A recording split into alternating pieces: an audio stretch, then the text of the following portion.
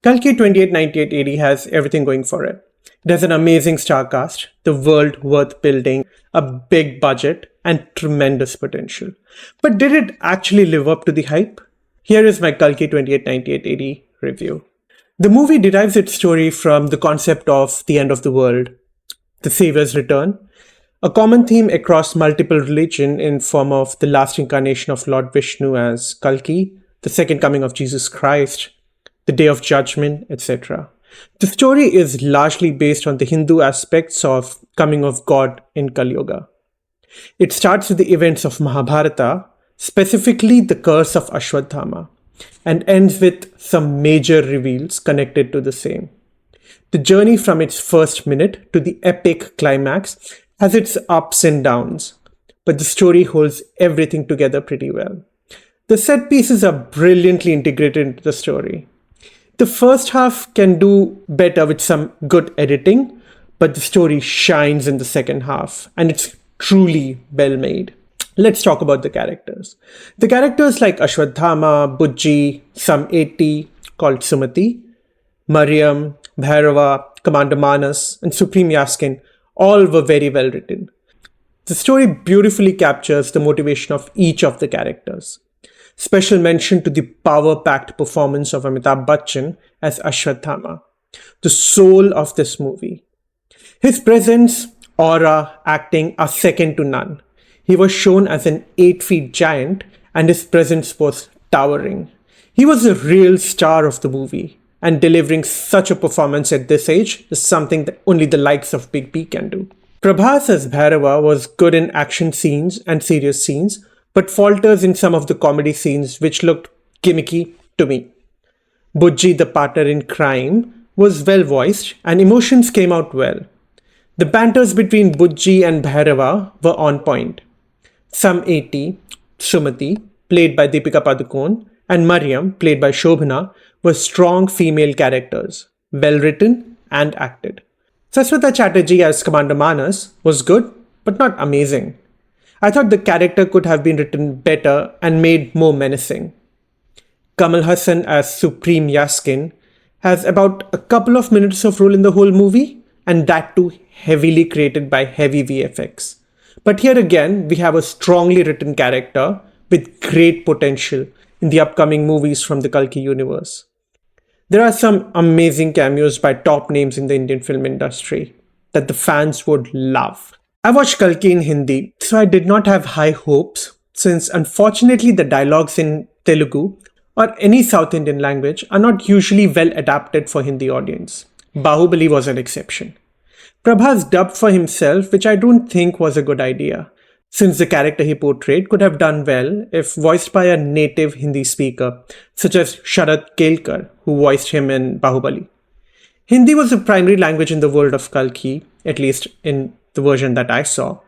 It was funny when white characters delivered dialogues in Hindi with a strong foreign accent.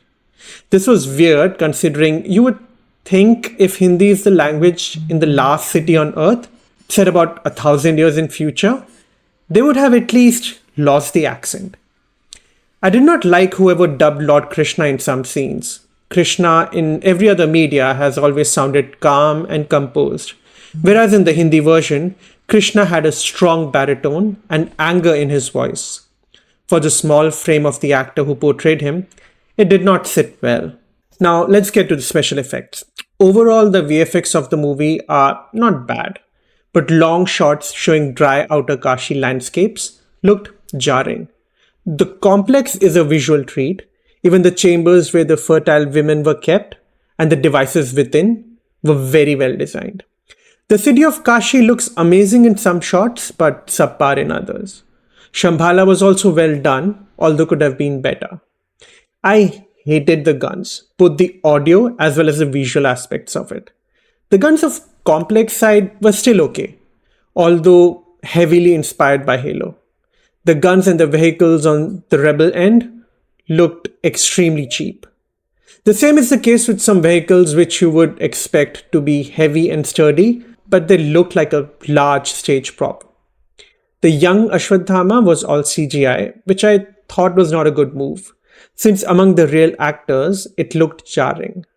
They could have easily had some other actors play young Amitabh. The first time I saw his character in the trailer, I thought it was being played by Sushant Singh, an actor from the Hindi film industry known to play small roles in Bollywood. Overall, it was a visual treat, but some scenes did look gimmicky.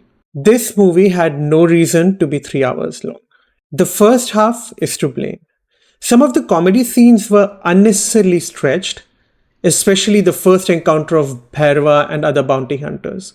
The first half could have been a lot shorter had they gotten rid of some bits of scenes from Kashi. The scenes with Disha Patani were unnecessary and could have been cut short or removed altogether. The editing closer to the interval and the second half is on point and well done. Let's talk about the Kalki Universe. The movie has set an epic world with unlimited possibilities to develop spin-offs and other character stories, like the stories of the rebels, the backstory of Supreme Yaskin.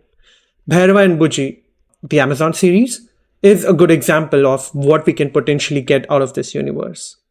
The world is a tried and tested dystopia done successfully in the past in Hollywood, but rarely done in Indian film industry at this scale. In the world of Kalki, the ones with power are living a life of luxury in the complex, whereas the poor are left to die in the city of Kashi under it. The residents of Kashi can only dream of the complex, the perfect utopia. The struggle can have many stories yet to be told. The movie ends on a high note with some character reveals which followers of Indian mythology could have predicted, but the others weren't expected.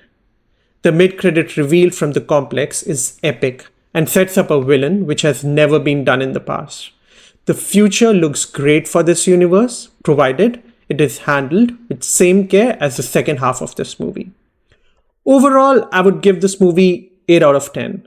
If I had to score only the second half, I would have given it 10 on 10. But the first half dragged too long and was an unnecessary stretch.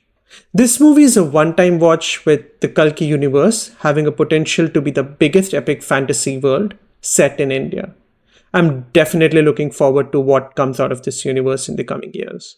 Have you watched the movie yet? What are your views? Do drop them in the comments. That was my review of Kalki 2898 AD. Have you watched the movie? Or you're waiting for the weekend? If you have already watched it, do tell me what you feel about it. And if you haven't, then I guess it's definitely a one-time watch. Also, for more content related to gaming, upcoming TV shows, movies, and all stuff pop culture both in India and across the world, do subscribe to this channel.